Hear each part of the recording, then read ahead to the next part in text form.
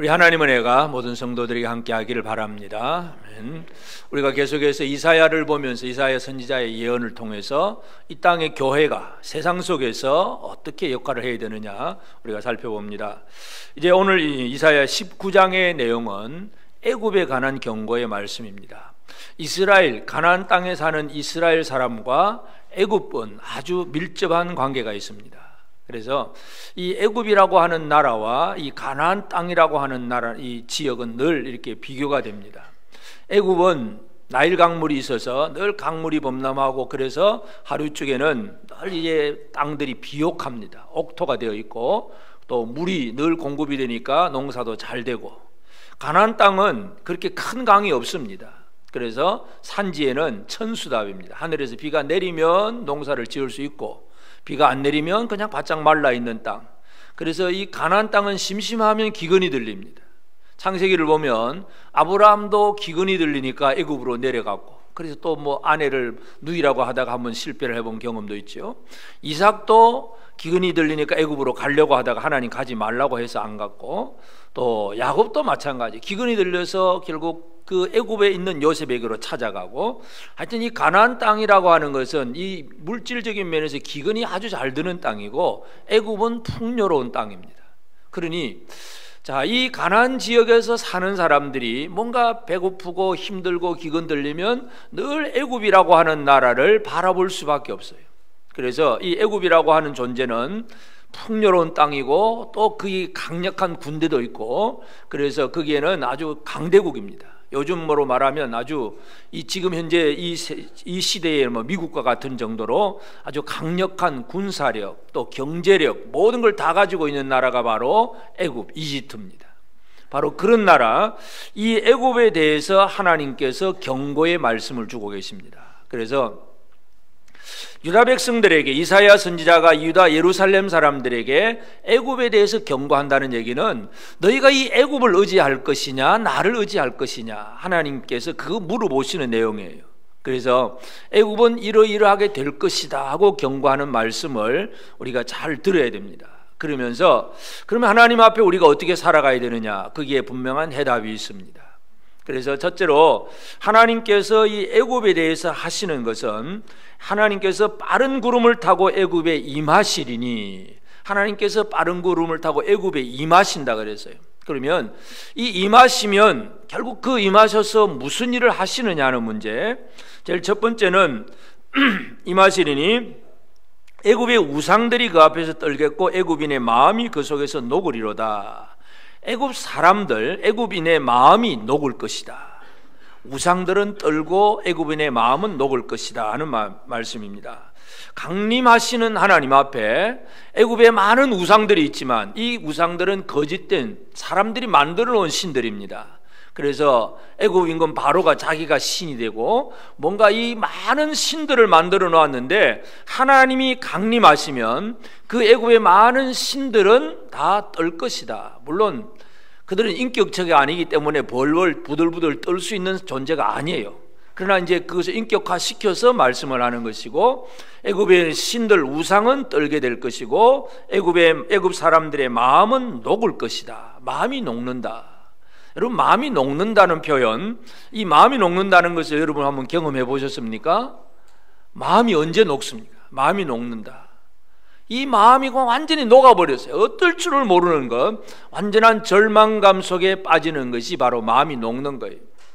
이스라엘 백성들이 이제 가나안 땅으로 들어가려고 할 때에 여리고성에 두 정탐꾼을 보내잖아요. 그 두 정탐꾼이 들어갔을 때에 기생 라합이 어떤 고백을 하느냐 하면 여호수아 2장 11절에 보면 우리가 듣자 곧 마음이 녹았고 너희로 말미암아 사람이 정신을 잃었나니 너희 하나님 여호와는 위로는 하늘에서도 아래로는 땅에서도 하나님이시니라. 마음이 녹았다는 얘기, 정신을 잃어버렸다는 얘기죠. 어떻게 해볼 도리가 없다는 얘기죠. 옆에 사람이 막 정신 차리라 그래도 이거 어쩔 수가 없는 거야. 이런 지경, 마음이 녹아버린. 하나님께서 애굽에 강림하시면 애굽인의 마음이 녹아버릴 것이다, 그렇게 얘기를 합니다. 그래서 이 애굽인의 마음이 물같이 이제 녹아버리는데 이 녹아버리면 어떻게 되느냐 하면, 마음이 녹아버리면 2절에 내가 애굽인을 격동하여 애굽인을 치리니 그들이 각기 형제를 치며 각기 이웃을 칠 것이요 성읍이 성읍을 치며 나라가 나라를 칠 것이며, 애굽인의 마음을 하나님께서 한번 격동시키고 건드려 놓으면 그들은 그 이웃과 형제들이 서로 치고 서로 내전이 벌어지는 그런 일이 벌어진다는 얘기입니다. 14절에도 보면 여호와께서 그 가운데 어지러운 마음을 섞으셨으므로 그들이 애굽을 매사에 잘못 가게 하며 취한 자가 토하면서 비틀거림 같게 하였으니, 하나님께서 어지러운 마음을 섞어 놓고 격동시키고 하여튼 사람의 마음을 하나님께서 막 뒤집어 놓으신 거예요. 하나님께서 임하심으로 애굽 사람들은 자기 나름대로 우리는 잘 산다, 우리는 강하다, 아주 담대하게 살고 있었는데 하나님께서 그들의 마음을 건드려 놓으니까, 격동시켜 놓으니까 두려워하게 되고 마음이 녹아버리게 되고 기껏 한다는 것이 서로 자기 형제들끼리 치고받고 싸우기나 하고, 하나님이 임하심으로 애굽은 그런 나라가 되어버립니다. 우리는 이 유다 백성들의 입장에서 애굽은 강한 그런 존재라고도 할 수 있겠지만 하나님께서 임하심으로 그들의 마음을 지금 흐트러 놓는 거예요. 마음이 녹아버립니다. 그런 사람을 우리가 믿고 의지할 수 있겠습니까? 그건 믿고 의지할 대상이 아니라는 얘기죠. 그래서 애굽인의 마음은 녹아버린다. 이 마음이라고 하는 단어, 레바브라고 하는 단어는 이 내적인, 이 내면의 인간, 내부 인간을 얘기하는데, 다른 말로 우리 속사람 얘기예요. 속사람. 그 사람은 멀쩡한데 이 속 내면은 절망과 두려움 속에 각 빠져버리는 것. 이것이 하나님 앞에서 마음이 녹는 애굽인들의 그런 모습이에요. 그래서 하나님이 강림하시면 애굽인의 마음은 녹아버린다 하는 얘기. 두 번째 3절에 보면 애굽인의 정신이 그 속에서 쇠약할 것이요. 두 번째는 애굽인의 정신 얘기를 합니다. 첫 번째는 마음, 두 번째는 정신입니다. 루아흐라고 하는 이다 바람, 호흡, 영, 스피릿이에요. 스피릿, 영의 문제. 그러니까 애굽인의 영, 애굽인의 정신이 그들 그 속에서 쇠약할 것이다. 이 애굽인의 정신은 그래도 우리가 뭔가 강한 나라니까 우리가 뭔가 할 수 있다고 믿고 뭔가 자기 나름대로 뭔가 의지와 결단을 가지고 사는 그런 힘, 정신력을 가지고 있었어요. 그런데 이 정신이 쇠약해집니다. 그래서 3절 뒤에 보면 그들이 우상과 마술사와 신접한 자와 요술객에게 물으리로다. 결국 영이 쇠약해지면 이 쇠약한 영은 뭔가를 의지할 수밖에 없습니다. 그런데 뭘 의지하느냐? 살아계신 하나님을 모르니까 기껏 한다는 것이 만들어 놓은 우상들, 그리고 마술사, 신접한 자, 요술사들, 이런 사람들을 의지한다는 거예요. 이게 바로 애굽인의 정신입니다. 그러니 이 정신은 결국은 쇠약해진다는 것을 분명히 강조합니다. 그래서 이 애굽인의 정신이라고 하는 것은 그 다음에 그 11절에 보면 소안의 방백은 어리석었고 바로의 가장 지혜로운 모사의 책략은 우둔하여졌으니, 이 소안의 방백들 얘기가 나옵니다. 13절에도 소안의 방백들은 어리석었고 노베 방백들은 미혹되었도다. 이 소안의 방백, 이 소안과 노브는 애굽이라고 하는 그 나라의 가장 큰 이 지혜로운 도시 두 군데예요. 그러니까 소안의 방백, 노베 방백, 그러면 애굽의 왕조를 떠받들 수 있는 아주 지혜로운 아주 모사꾼들이고 아주 힘 있는 그런 어떤 왕의 어떤 그 지혜로운 모사고 신하들 얘기입니다. 그런데 이 소안의 방백, 노베 방백들은 어떻게 되었습니까? 미혹되어 버렸다. 어리석었다. 어리석고 미혹되었다. 그래서 이 왕의 신하들이 어리석고 미혹이 되면 정책이, 그 나라의 정책이 어떻게 되겠습니까? 엉뚱한 정책이 나올 수밖에 없고 어리석은 정책을 펼 수밖에 없고, 그러면 망하는 거예요. 우리가 왕도 중요하지만 왕에게 어떤 모사가 되고 어떤 정책을 건의할 수 있는 왕의 주변에 있는 신하들 참 중요하잖아요. 지금도 우리나라도 마찬가지. 대통령 혼자 모든 일을 하는 게 아니잖아요. 주변에 뭐 강요들도 있고 뭐 청와대 비서실도 있습니다. 이런 사람들이 어리석고 미혹이 되면 이상한 정책, 어리석은 정책을 만들어내는 거예요. 바로 이 소안의 방백들, 노베 방백들은 바로 그런 얘기인데, 이 사람들이 바로 결국은 이 어리석고 미혹이 되어버렸어요. 결국 미혹이 되니까 어떻게 되느냐? 예수님이 이들에 대해서 하시는 말씀은 마태복음 15장 14절에 보면 그냥 두라. 그들은 맹인이 되어 맹인을 인도하는 자로다. 만일 맹인이 맹인을 인도하면 둘이 다 구덩이에 빠지리라. 뭔가 이 방백들, 이 지혜롭다고 하는 사람들이 그들이 맹인이에요, 맹인. 아주 영이 쇠약해지면 이들의 그 정신력이 쇠약해지기 때문에 맹인이 됩니다. 그래서 볼 걸 제대로 못 보는 거예요. 그래서 다른 사람들을 이끌고 가야 되는데 엉뚱한 길로 이끌어가는 거예요. 이것이 바로 이 애굽인의 정신이 쇠약해지는 얘기입니다. 뭔가 이 정신력이 아주 강하고 진짜 바르게 빡 정신이 들어와 있어야 되는데 애굽인의 정신, 이 영이라고 하는 것이 그냥 우상을 섬기고 마술사, 요술사설에 따라가고 뭐 점치고 뭔가 이런 일에만 열심을 품지 지혜로우신 하나님을 알지 못하는 것, 이것이 애굽인의 정신이에요. 이 정신은 하나님께서 건드리시면 아무것도 할 수 없는 아주 쇠약한 그러한 정신이 되어버립니다. 그 다음에 세 번째는 그의 계획을 내가 깨뜨리리니, 그의 계획, 애굽인의 계획, 이것을 깨뜨립니다. 사람들에게 있어서 이 마음과 정신이 이제 분명하고, 물론 분명하지 않더라도 하여튼 사람들에게는 뭔가 자기 계획을 세웁니다. 내가 어떻게 하리라. 여러분의 계획도 다 있잖아요. 없습니까? 계획이 없습니까?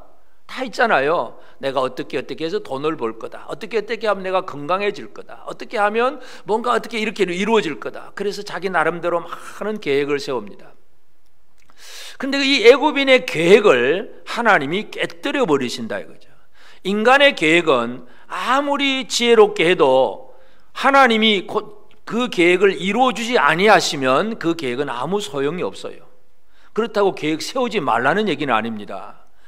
아무것도 안 하고 이제 막 나태하게 있으라 그 얘기가 아니라 우리 인간의 계획이 하나님께서 함께하는 계획이 아니면 아무 의미가 없다, 바로 그 얘기예요. 그래서 하나님께서 이 애굽인의 계획을 어떻게 깨뜨리느냐? 애굽 사람들의, 일반적인 사람들의 계획이 뭐예요? 이 땅에서 부자 되고 잘 먹고 잘 산다, 그 얘기잖아요.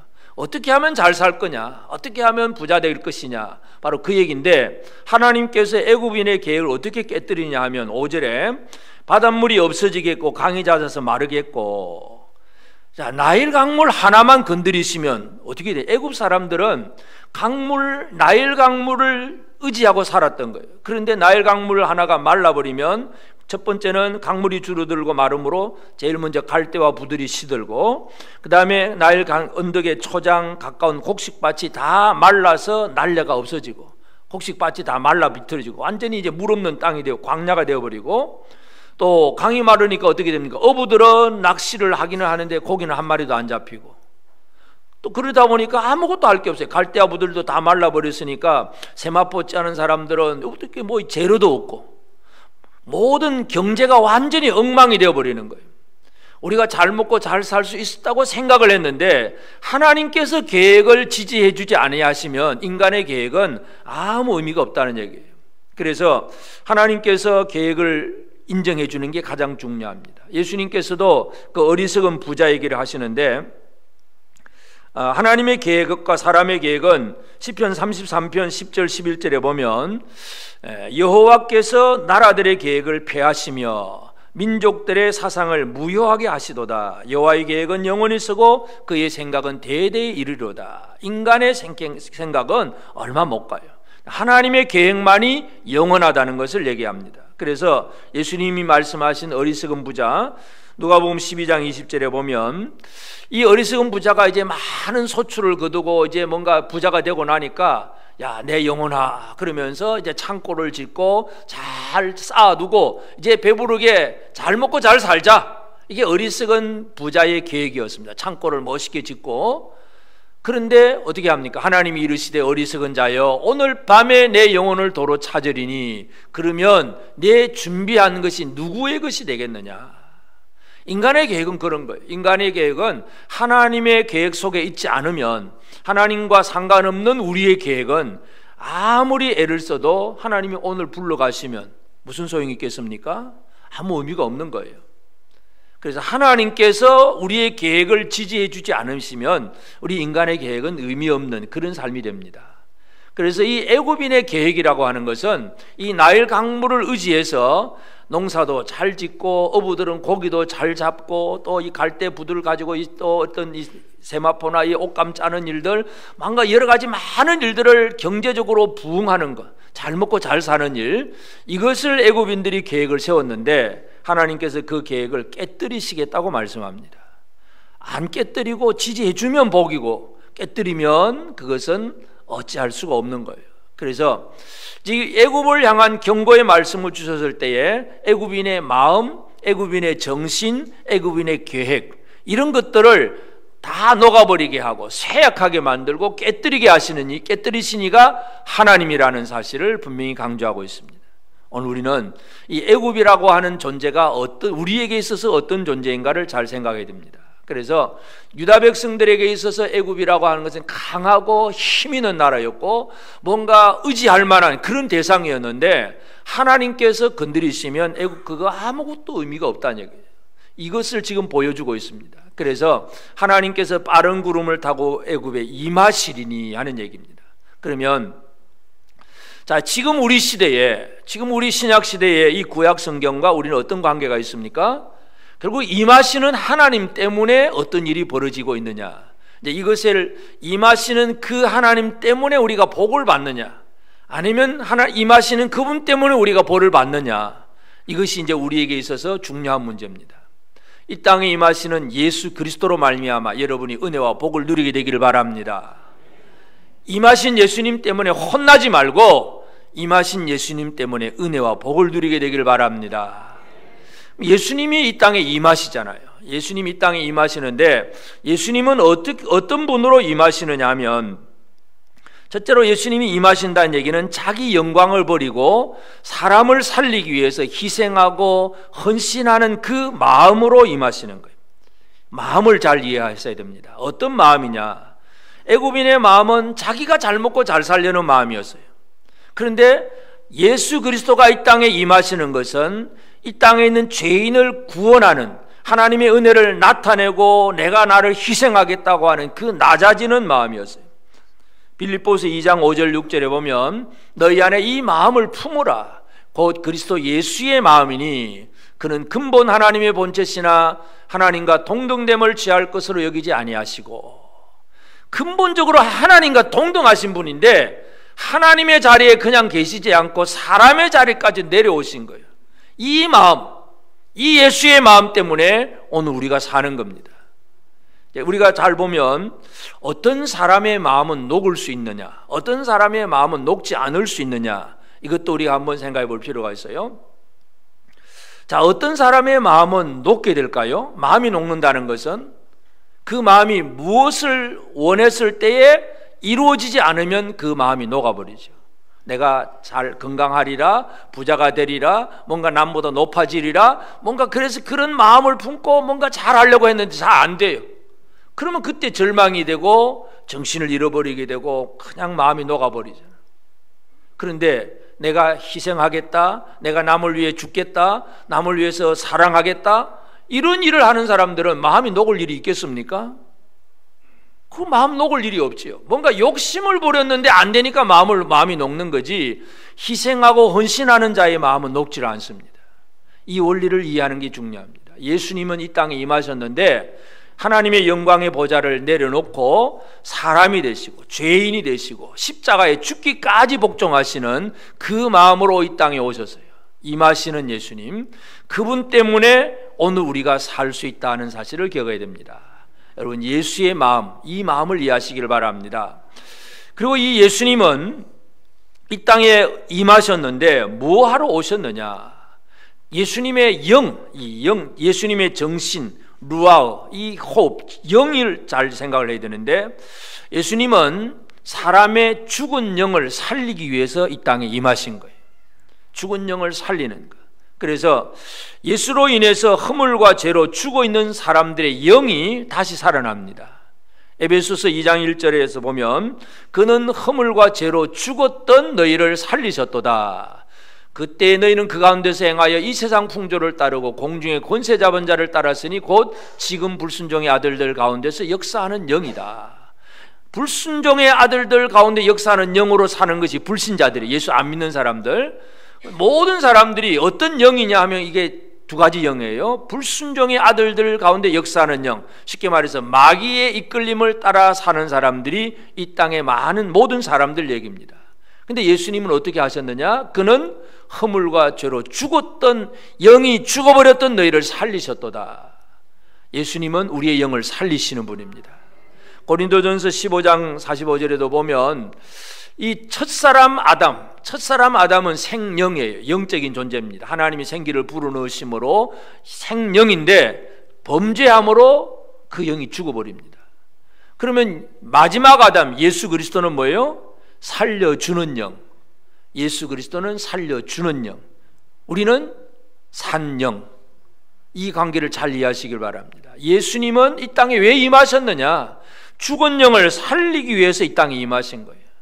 그러면 마귀의 영은 어떤 영이냐면 요한계시록 16장 13절 14절에 보면 또 내가 보매 개구리 같은 새 더러운 영이 용의 입과 짐승의 입과 거짓 선지자 입에서 나오니 그들은 귀신의 영이라 이적을 행하여 온 천하 왕들에게 가서 하나님 곧 전능하신 이의 큰 나라에 있을 전쟁을 위하여 그들을 모으더라. 이 거짓의 영도요 큰 이적을 많이 행합니다. 그래서 놀라운 일적이 벌어지면 사람들이 야 그게 진짜다 하고 모여들게 됩니다. 막 손만 얹으면 병이 다 낫고 막 뭐 이상한 일이 벌어지면 전부 안 모여들겠습니까 여러분? 그분이 축복하고 안수기도 한 번 하면 갑자기 사업도 잘 되고 부자가 된다더라. 그러면 가겠어요 안 가겠어요 여러분? 다 모여들죠. 이 마지막 때의 거짓된 영, 미혹의 영은 이적을 통해서 많은 천하의 왕들을 모읍니다. 그런데 이게 거짓의 영이에요. 결국은 그들을 이끌고 멸망으로 들어가는 거예요. 예수의 영은 살려주는 영이지만 거짓의 영은 미혹의 영으로서 사람들을 멸망으로 이끌고 간다는 사실을 기억을 해야 됩니다. 예수님이 왜 이 땅에 임하셨느냐? 살려주는 영으로 우리의 허물과 죄로 죽었던 우리를 살리는 그분으로서 이 땅에 임하신 거예요. 이걸 우리가 이해해야 됩니다. 그러면서 이제 예수님은 이 땅에 왜 임하셨느냐? 아버지 하나님의 계획을 이루시기 위해서, 인간의 계획이 아니고 하나님의 계획을 이루시기 위해서예요. 예수님의 계획 자체가 자기 영광이 아니고 아버지 영광입니다. 하나님 아버지의 영광, 하나님의 뜻을 이루는 것. 그럼 여러분 하나님의 계획이 뭐겠습니까? 하나님의 계획, 여러분을 향하신 하나님의 계획을 알고 계십니까? 자녀들은 부모들이 자기 자녀를 위한 계획을 다 가지고 있잖아요. 이 자식을 공부를 어떻게 시켜서 앞으로 어떻게 뭐 취직도 시키고 결혼도 시키고 부모들의 계획을 가지고 있어요. 근데 자녀들은 잘 몰라요. 그냥 공부하라 그러면 힘들다 그러고 핑계치고 그냥 안 하려 그러고 부모들의 계획을 잘 몰라. 그냥 자기 하고 싶은 대로 하지. 하나님께서 저와 여러분을 향하여 품고 계신 계획, 하나님의 계획 알고 계십니까? 하나님의 계획을 알고 계십니까? 나를 향한 하나님의 계획이 뭔가를 알아야 되잖아요. 하나님의 계획은 에베소서 1장 11절에 보면 모든 일을 그의 뜻의 결정대로 일하시는 이의 계획을 따라, 하나님의 계획을 따라 우리가 예정을 입어 그 안에서 기업이 되었으니, 하나님은 우리를 계획하셨어요. 모든 일을 그의 뜻대로, 그 뜻의 결정대로 일하신 하나님, 그분의 계획을 따라서 우리는 이미 예정된 사람이에요. 창세 전부터 선택되어지고 구원받기로 예정된 사람이고, 그리고 하나님의 기업이 되는 사람들입니다. 이게 하나님께서 우리를 위한 계획입니다. 여러분이 이 계획 속에 있다고 믿으십니까? 하나님이 나를 그냥 내버려 두신 하나님이 아니에요. 우리를 기업이 되도록 그 과정 속에는 고난도 있고 어려움도 있을 수 있어요. 그러나 결과적으로 우리를 하나님께서 구원하기로 예정하시고 하나님의 기업으로 만들어 가시는 과정, 이게 하나님의 계획이에요. 그 계획을 하나님의 아들 예수 그리스도가 이 땅에 내려오셔서 계획을 다 이루시는 거잖아요. 그래서 예수님 십자가에 달리셔서 마지막 선포하신 말씀이 뭐예요? 요한복음 19장 30절에 다 이루었다, 다 이루었다. 뭘 다 이루었어요? 아버지의 계획을 다 이루었다. 내 하고 싶은 대로 살았다가 얘기가 아니라 하나님 아버지 계획한 걸 내가 다 이루었다고 고백합니다. 이 땅에 임하신 예수님은 바로 그런 분입니다. 이분이 우리가 믿고 의지할 대상이라는 얘기죠. 그래서 이 예수님의 마음은 희생하고 낮아지는 마음이고, 예수의 영은 살려주는 영이고, 예수님의 계획은 오직 아버지 뜻을 이루는 그 계획이었고, 그것을 다 성취하신 분이에요. 그러니 애굽 사람들과 예수님을 한번 비교해 보면 우리가 좀 더 쉽게 이해할 수 있겠죠. 애굽은 그 마음, 자기가 잘 먹고 잘 살려고 하는 마음, 애굽의 영은 하나님을 모르니까 뭔가 마술사, 신접한 자, 이런 귀신 찾아가는 스스로 미혹되는 영들, 인간의 계획은 잘 먹고 잘 살려고 하는 계획. 그러나 그 모든 것들은 다 무너뜨린다는 얘기죠. 그러므로 이제 오늘 우리는 이 애굽에 임하시는 하나님으로 말미암아 애굽이 이렇게 무너진다는 사실을 이사야 선지자가 유다 백성들에게 지금 이 얘기를 해준 거예요. 그러므로 이제 우리의 입장에서 교회는 뭘 해야 되느냐? 우리도 세상에 물론 임재하는 건 아니에요. 우리가 세상에 임한다는 표현은 좀 어색하고, 우리는 세상 속으로 들어가야 됩니다. 그래서 교회는 하나님의 계획을 이루기 위해서 이 세상에 우리도 나타나야 됩니다. 들어가고 나타나야 되는데, 그렇게 하기 위해서 제일 중요한 게 뭐냐 하면 우리의 마음이 예수의 마음이 되어져야 됩니다. 여러분, 예수의 마음을 배우시기를 바랍니다. 예수님의 마음을 좀 품으셨습니까? 예수님의 마음을 품어야 돼. 이 예수님의 마음이 있느냐 없느냐는 것은 한 번만 생각해 보면 아주 쉽게 이해를 할 수 있습니다. 마태복음 11장 29절에 보면, 나는 마음이 온유하고 겸손하니 나의 멍에를 메고 내게 배우라. 그리하면 너희 마음이 쉼을 얻으리니. 예수님의 마음이 어떻다고요? 온유하고 겸손하다. 그래서 내게 배우라. 그러면 너의 마음이 어떻게 된다고요? 쉼을 얻으리라. 쉼, 이것이 바로 평안이고 안식입니다. 샬롬, 샬롬, 평강이에요. 두려움과 염려가 근심 걱정이 없는 평안입니다. 여러분, 지금 매일매일 살아가면서 어떠한 문제가 생겨도 두려움 없이 살고 계십니까? 평안하십니까? 옆 사람에게 평안하십니까? 한번 물어봅시다. 경제적으로 힘들고 건강도 뭔가 문제가 생기고 뭔가 많은 일이 있어도 마음이 평안하시냐고요. 평안하십니까? 예수의 마음을 품으면 우리의 마음이 평안해집니다. 하나님과의 관계도 평안하고 형제와의 관계도 평안하고 모든 것이 평안해집니다. 근데 예수의 마음이 없으면 결국 흔들리잖아요. 왜 마음이 흔들립니까? 내가 잘 돼야 되고, 내가 예를 들어서 저 사람보다 내가 더 위에 높은 자리에 서야 되고, 내가 많은 걸 차지해야 되고, 뭔가 내 욕심을 챙기려고 하는데 이게 잘 안 돼. 그러면 마음이 어떻게 됩니까? 속에서 분노도 나오고 막 그냥 화가 나고 신경질도 나고 막 잘 안 되니까 절망도 하고. 예수 믿는 사람이 그렇게 산다는 얘기는 쉼을 잃어버린 사람이에요. 예수의 마음을 배운 사람은 언제 어떠한 상황에서도 흔들리지 않는 삶을 살아갈 수 있습니다. 이것이 우리가 가질 준비입니다. 준비. 예수의 마음을 배우시길 바랍니다. 나는 마음이 온유하고 겸손하니, 이 온유와 겸손의 그 예수님의 마음을 배워야 우리가 이 땅에서 어떠한 삶을 살더라도 흔들리지 않고 마음이 녹지 않는 그런 담대한 생활을 살아갈 수 있습니다. 예수를 배우기를 바랍니다. 예수를 배운다고 할 때 그냥 예수님이 언제 오셨냐 뭐 이런 예수님에 관해서 어떤 그 얘기가 아니라 예수의 마음을 배우는 것입니다. 예수님의 마음을 조금은 닮아간다고 생각하십니까? 예수님 닮으려고 애를 쓰십니까? 어떻게 하든지 온유하고 겸손한 예수님 좀 닮아보자고요. 이게 우리가 해야 될 일이에요. 그래야 진정한 평안이 있습니다. 세상에 많은 사람들은 이것저것 많은 이유 때문에 늘 힘들어하고 두려워하고 염려하고 근심하고 그게 스트레스가 되고, 그럼 스트레스 쌓이면 뭐예요? 그게 암이 되고 병이 되잖아요. 전부 마음의 평강을 잃어버리니 얼마나 많은 병이 걸리는지 몰라요. 평안을 누리시기를 바랍니다. 예수를 배워야 합니다. 그리고 이제 우리는 예수를 배운 다음에 이 예수님의 영의 이끄심을 따라서 사역을 해 나가는 것, 이게 우리가 중요합니다. 내가 하고 싶은 일을 하는 게 아니라 주님이 이끌어 가시는 대로 이끌려 가야 됩니다. 사도 바울이 전도하는 사람이잖아요. 선교사로 전도하는데 이제 바울이 전도를 할 때에 사도행전 16장 6절 7절에 보면 성령이 아시아에서 말씀을 전하지 못하게 하시거늘 그들이 부르기아와 갈라디아 땅으로 다녀가 무시 앞에 이르러 비두니아로 가고자 애쓰되 예수의 영이 허락하지 아니하시는지라. 이 사도 바울이 지금 다니던 그 땅은 지금 지명은 터키예요. 터키 나라 안을 이 성경에는 그 당시에서는 소아시아라고 얘기했어요.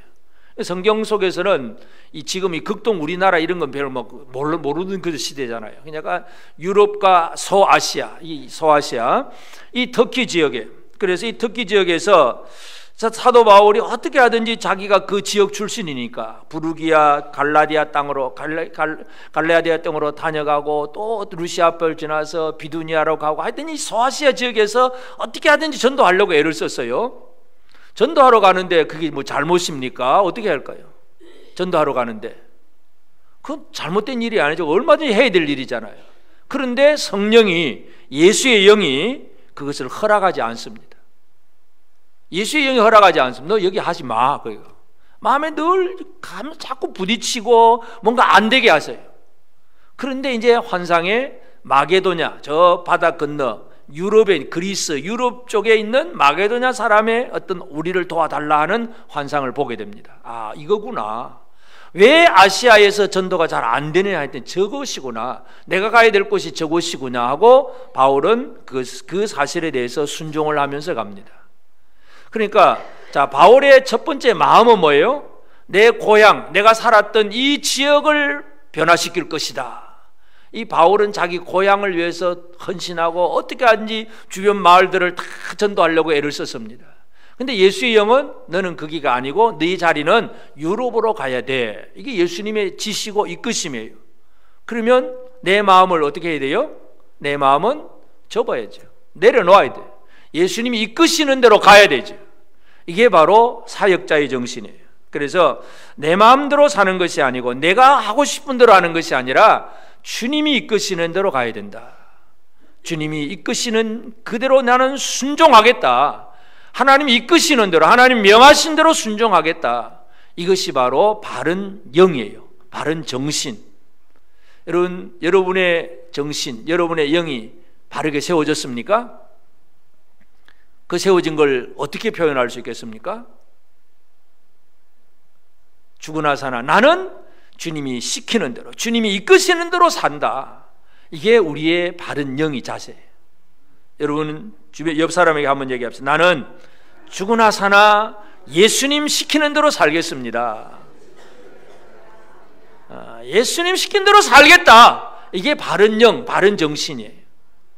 내가 가고 싶은 곳도 아니고 내가 하고 싶은 일도 아니고 주님이 가라고 하면 그곳으로 가야 되는 거예요. 순종하는 자세, 이것이 바로 바른 영이에요. 그래서 우리가 예수님의 마음을 품고 그리고 바른 영의 자세를 가지고 나아가는 것, 이것이 우리가 해야 되고, 결국 우리가 할 일이 뭐겠어요? 하나님의 계획을 이루는 일에 헌신하는 삶이 필요합니다. 내 계획이 아니고 하나님의 계획이죠. 자, 이 애굽에서 그 소환과 노베 방백들, 그들은 지혜로운 사람들이에요. 세상에서는 아주 뛰어난 사람들이에요. 학식도 있고 많이 배운 사람들이고 괜찮은 사람들이에요. 그런데 하나님 앞에서 그들은 아무 의미가 없습니다. 그들을 하나님께서 어리석게 만들고 그들은 오히려 미혹되어 버렸습니다. 그러니까 지식은 있는데 미혹이 되면 아무 지식이 의미가 없는 거예요. 여러분 이단에 가보면 어리석은 사람들, 못 배운 사람들이 이단 가는 게 아니고 공부 잘하는 사람, 똑똑한 사람도 많아요. 근데 미혹의 영에 빠져버리면 그곳에 막 박사들도 있고 아주 똑똑한 사람들도 이단에 많이 빠져 있습니다. 하나님께서 이 미혹의 영을 이제 주시면, 그 미혹의 영에 빠지도록 내버려 두시면 사람들은 그렇게 될 수밖에 없어요. 그래서 이 소환의 방백 보면, 그 11절에 보면 소환의 방백은 어리석었고 바로의 가장 지혜로운 모사의 책략은 우둔하여졌다. 가장 지혜로운 모사, 이 왕을 도와서, 바로를 도와서 나라의 정책을 만들어가는 그런 모사의 책략, 이 우리나라 안보 정책, 경제 정책, 그 전부 정책 만드는 사람들 얘기잖아요. 그 사람들이 우둔하여져 버렸다. 우둔. 인간의 계획은 그런 거예요. 그래서 우리가 가진 생각들 가지고 이거 잘한다 그렇게 아무리 해봐야 소용없어요. 하나님께서 그것을 허락하지 않으면 계획은 아무 소용이 없습니다. 다윗이 범죄한 다음에 하나님 앞에 벌 받는 것 중에 하나가 아들 압살롬에게 이제 내어 쫓기는, 그저 도망가야 되는 그런 벌을 받습니다. 그래서 압살롬이 이제 아버지를 향해서 반역을 하지요. 그 아버지를 향해서 반역을 할 때에 이 압살롬을 제일 많이 도와준 사람이 책략가가 뭐냐, 아히도벨이라고 하는 사람이에요. 원래 다윗의 신하였는데 이제 아들을 입장에서 아버지를 반역하고 이제 압살롬을 왕으로 세우려고 하는 것이 바로 아히도벨이었습니다. 그런데 하나님께서 그 아히도벨의 계교를 어떻게 하셨느냐 하면 사무엘하 17장 14절에 보면 압살롬과 온 이스라엘 사람들이 이르되 아렉 사람 후세의 계략은 아히도벨의 계략보다 낫다 하니 이는 여호와께서 압살롬에게 화를 내리려 하사 아히도벨의 좋은 계략을 물리치라고 명령하셨습니다. 아히도벨의 좋은 계략을 하나님께서 허락하지 않는 거예요. 그러면 안 되는 거예요. 자, 지금 다윗은 도망을 갔습니다. 왕궁을 피해서 참 아들이 반역을 일으켰는데 자기의 죄를 생각하고 그냥 도망가는 거예요. 진짜 적군 같으면 막 싸워 이기겠는데 이 아들이 반역을 일으키니까 이 다윗의 마음은 부끄러운 마음도 있고 참 하나님 앞에 내가 벌을 잘 받아야지 하고 그 하나님 앞에 복종하는 마음도 있어서 도망을 갔습니다. 그래서 이제 압살롬이 이제 왕궁을 차지하고 이제 대책 회의를 합니다. 자, 다음 행위는 뭐냐? 아히도벨이 지금 다윗이 지금 성 밖에 나가 있는데 아직 준비가 덜 된 상태니까 빨리 쫓아가서 그들을 쳐야 이깁니다. 이게 이제 아히도벨의 계략입니다. 그런데 다윗의 친구였던 후세라고 하는 사람이 이제 다윗의 첩자가 되어 가지고 이제 이상한 이제 그렇게 거짓으로 나도 압살롬 편이 되겠습니다 하고 왔던 사람이 후세예요. 후세가 이제 계략을 세웁니다. 안 됩니다. 지금 가면 안 됩니다. 지금 나가면 다윗은 그렇게 분노가 차 있고 아주 강한 분노심에 막 그렇게 딱 경계를 하고 있을 것인데 지금 가면 안 됩니다. 다윗은 얼마나 용사입니까? 물맷돌 하나로 골리앗을 쳐 죽인 사람인데 그러면 지금 나가면 안 되고 우리가 전열을 정비해서 모든 백성들을 다 모아서 몇십만 대군을 모아가지고 그들을 썰어버려야 됩니다. 좋은 계략입니까? 나쁜 계략입니까? 둘 다 계략 중에 계략이에요. 그런데 결국은 후세의 계략은 뭐냐면 다윗으로 하여금 더 도망갈 수 있는 시간, 준비할 수 있는 시간을 만들어주는 계략이에요. 후세는 다윗을 위한 계획을 세운 거고 아히도벨은 압살롬을 위한 계획을 세웠는데 사람들이 듣고 보니까 야, 이거 후세의 계략이 더 낫다. 처음에는 아히도벨이 그렇다 좋다고 그랬는데 후세 계략이 더 낫다고 사람들이 지지를 합니다. 그때부터 이제 안 되고 결국 아히도벨은 자기의 계략이 세워지지 않는 걸 알고 이거 끝났구나. 집에 가서 자살을 해버려요. 목매달고 자살해버립니다. 아는 사람이 하나님이 이거 막으셨구나. 안 되는구나. 결국은 나는 살아있어 봐야 다윗의 반역자가 되는구나. 죽는 몸이구나. 에라 미리 죽자. 자살을 해버립니다. 하나님이 아히도벨의 계략을 파하신 거예요. 그리고 인간의 계획은 그런 거예요. 내가 아무리 계획을 세워도 하나님이 옳다고 인정 안 해주시면 아무리 좋은 계략이라도 세워질 수가 없습니다. 그러므로 우리가 할 일은 뭐겠어요? 하나님의 계획을 알고 그 계획에 헌신하는 것, 이것이 우리가 해야 할 일입니다. 하나님의 계획은 무엇입니까? 여러분을 향한 하나님의 계획이 아까 뭐라 그랬습니까? 하나님의 계획이 뭐예요? 여러분을 향한 하나님의 계획, 우리를 예정하사 그 안에서 기업이 되게 하셨으니 우리를 구원하시게, 아주 쉽게 표현하면 구원의 계획이에요. 우리를 구원하시는 하나님의 계획이에요. 이게 나를 향한 하나님의 계획이고 아직 구원받지 못한 사람들을 향한 하나님의 계획도 있습니다. 그건 뭐예요? 우리를 통해서 하나님의 말씀이 선포되고 우리를 통해서 하나님의 은혜가 흘러가는, 이것이 하나님의 계획입니다. 이 계획에 헌신하는 삶이 되어져야 됩니다. 요즘 우리 특별 새벽 기도를 계속 진행하면서 예레미야서를 보고 있잖아요. 예레미야가 아주 청년이에요. 아주 어린 청년인데 하나님이 예레미야를 부릅니다. 그러니까 예레미야가 막 나는 어려서 못합니다 그럴 때에 예레미야 1장 7절에 보면 여호와께서 내게 이르시되 너는 아이라 말하지 말고 내가 너를 누구에게 보내든지 너는 가며 내가 내게 무엇을 명령하든지 너는 말할지니라. 내 계획에 순종해라. 이게 하나님께서 예레미야에게 하신 말씀이고, 결국 예레미야는 처음에는 나는 아이라서 안 됩니다, 내가 뭐 합니까, 못합니다 하다가도 하나님의 계획이니까 알겠습니다 하고 나가는 거예요. 가서 욕을 먹고 힘들어도 돌아와서 집에 와서 찔찔 짤고 우는 한이 있더라도 나가서 하나님 말씀을 선포하고 증거하는 그 일에 헌신합니다. 이게 하나님의 계획을 이루는 일입니다. 여러분, 하나님의 계획을 이루는 일에 여러분은 뭐 준비되셨습니까? 준비되셨습니까? 준비된 분은 얼마나 좋은 분인지 몰라. 그런데 하나님은 준비 안 된 사람도 들어 쓰시는 거예요. 아직 아이인데, 아직 준비도 덜 되었는데, 공부도 덜 하고 뭔가 부족한데도 너는 가! 그러면 가는 거예요. 가! 그러면 가시겠습니까? 이게 우리 마음의 자세예요. 우리 계획은 내 계획이 아니라 하나님의 계획을 이루는 일에 내가 헌신하겠다. 이것이 하나님이 지금도 우리에게 원하시는 분입니다. 여러분, 이 세상에 애굽이라고 하는 나라의 그 강력한 힘을 가진 그들의 마음, 그들의 정신, 그들의 계획, 이것은 그 나라를 튼튼하게 한 것 같은데 하나님이 임하시면 그 애굽이라는 나라는 다 무너지는 거예요. 마음도 녹아버리고 정신도 쇠약해지고 그들의 계획은 다 깨어져 버립니다. 결국 누가 무너지지 않는 계획, 진짜 쇠약하지 아니하는 것이 뭐냐 이거죠. 결국 예수 그리스도를 찾는 것, 이것이 우리에게 해답입니다. 여러분, 우리는 애굽에 임하시는 하나님, 그 하나님으로 말미암아 애굽은 이렇게 무너진다는 예언을 했던 이사야 선지자의 그 말씀을 우리가 잘 읽어볼 필요가 있습니다. 그렇게 하면 그 마지막 오늘 읽었던 15절에 보면 애굽에서 머리나 꼬리며 종려나무 가지나 갈대가 아무 할 일이 없으리라. 하나님이 그렇게 해놓으면 머리나 꼬리, 뭐 왕이든지 아니면 비천한 종이든지 아무것도 할 일이 없다 이거죠. 무능한 존재가 되어버려요. 우리는 그렇게 되지 않기를 바랍니다. 할 일이 있는 사람입니다. 옆 사람을 한번 격려합시다. 하나님은 당신을 통해서 하실 일이 있습니다.